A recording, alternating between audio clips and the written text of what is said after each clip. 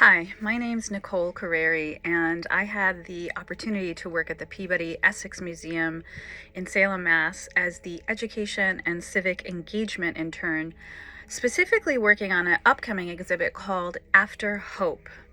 And this was a collection of videos of resistance from over 60 artists across Asia who produced 50 videos around the theme of hope. What does hope mean? What can it mean?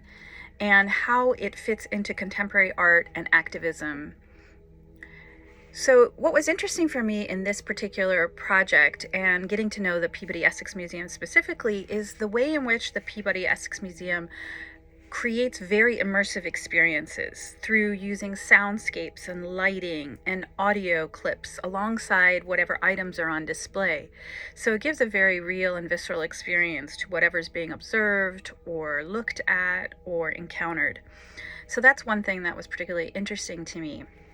Now, my goal at this internship was to help make content and delivery legible to different audiences. So not necessarily a deep dive, but a distillation of the content. And thinking about accessibility, specifically for people who might not have any kind of references or experience with Asia or Asian artists in general.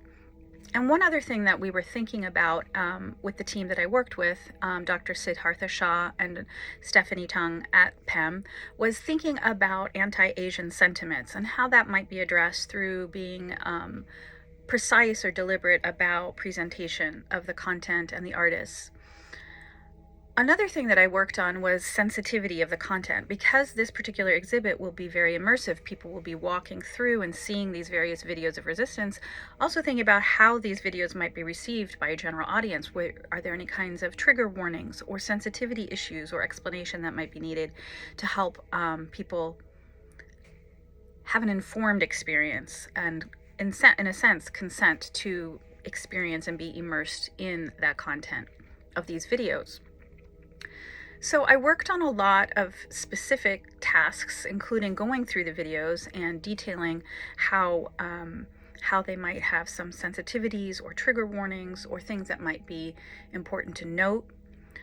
The other thing that was really interesting for me in working with this project is thinking about how being in a museum, I could see my skills at work in a non-academic environment. So teaching is a part of what we were doing on this project. How would this content be presented best to an audience?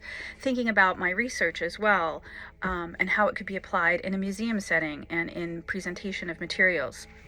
So that was really useful for me to experience that as a PhD student in another non-academic environment.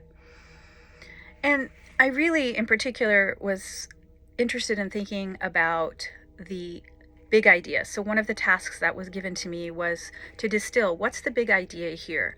What do we want the audience to experience? But how can you also leave room for autonomy of experience in the exhibit? So not telling people what to think or feel, but also inviting them to think in broader and new ways through this medium, through this particular exhibit. One of the particular videos that stood out to me that I reviewed was actually something done in Burma. And it was a very subtle, subversive type of art activity. And it turns out that the person who recommended that artist in that video is local to the Massachusetts area. And so one of the programming ideas that I suggested was having that person, I believe his name is Simon Wu, come and give a lecture and engage other maybe college age students or high school students in thinking through art and activism, which is certainly a popular topic these days. So thinking through how to make this material both relevant to a variety of people, different age groups, was really interesting for me as somebody who's coming from an academic environment. And knowing that I could also use my skills in a way that would benefit others in terms of education and broadening horizons and advancing thinking was really exciting for me as an intern. Really enjoyed my experience, and I'm very grateful that I had this opportunity to work with PEM this past summer.